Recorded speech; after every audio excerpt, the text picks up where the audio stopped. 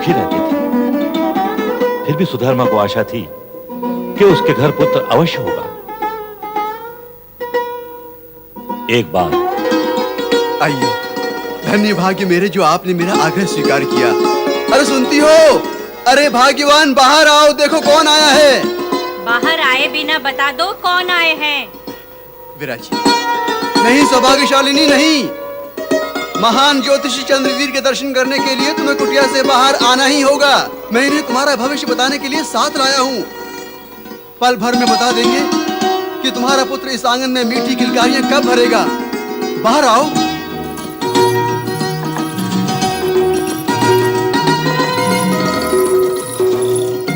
प्रणाम महाराज। सौभाग्यवती भाव, जलपान ग्रहण कीजिए।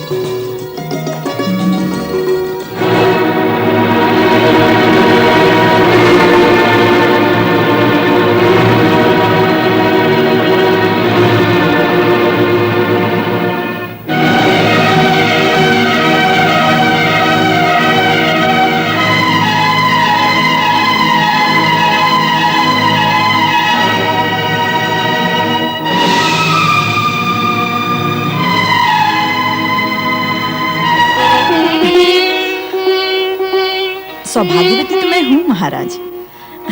मेरी हथेली की रेखाओं को देखकर ये बताइए कि मैं पुत्रवती कब बनूंगी।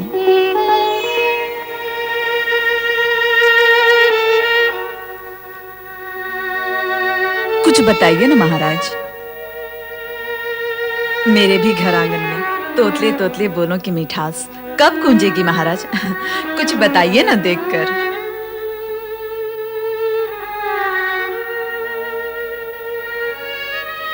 देखो सुधर्मा, जिस प्रकार हम गुड़ और मिष्ठान पचाते हैं, उसी प्रकार हमें करेला और नीम को पचाने का अभ्यास करना चाहिए। मूल बात क्या है महाराज? देखो मित्र, हम ज्योतिषियों के कुछ नीति और नियम होते हैं। हम कटु सत्य नहीं कहते, मधुर असत्य भले ही कह दें,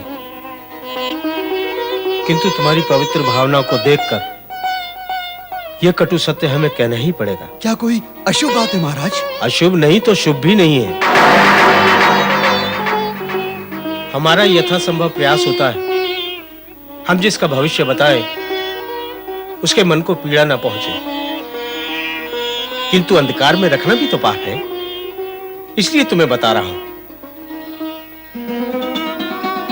तुम्हारी पत्नी का मुखमंडल और हाथ की रेखाएं स्पष्ट कह रही हैं इस पर कोई अशुभ छाया मंडरा रही है।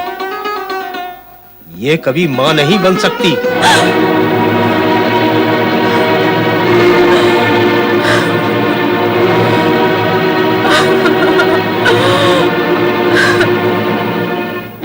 इतना ही नहीं, इसके हाथ से एक ऐसा कार्य होगा जो अमंगलकारी होगा, जिसका इसको प्रायश्चित करना होगा।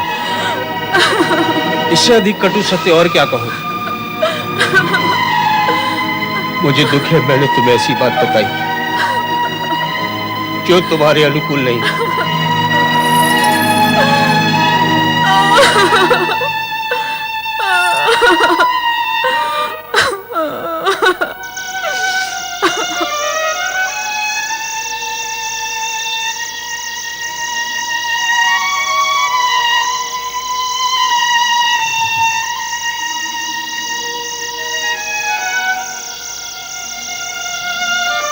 इस पर कोई अशुभ छाया मंडरा रही है।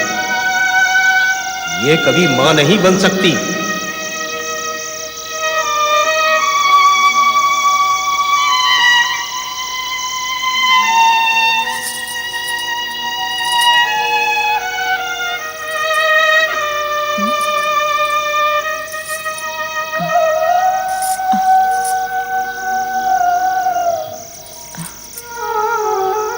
स्वामी, स्वामी,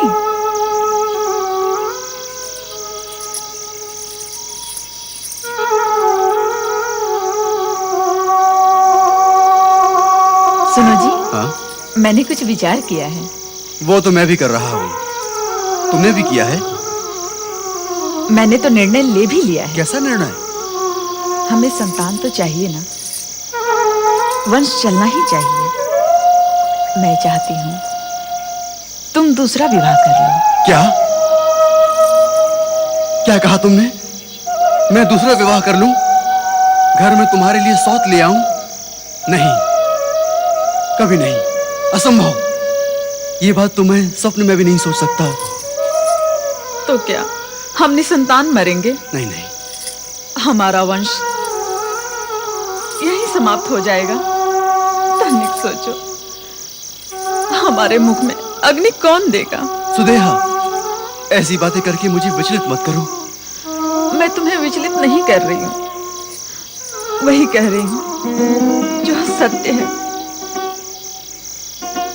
तुम ही बताओ, हमारे बाद हमारा नाम लेने वाला कौन रहेगा?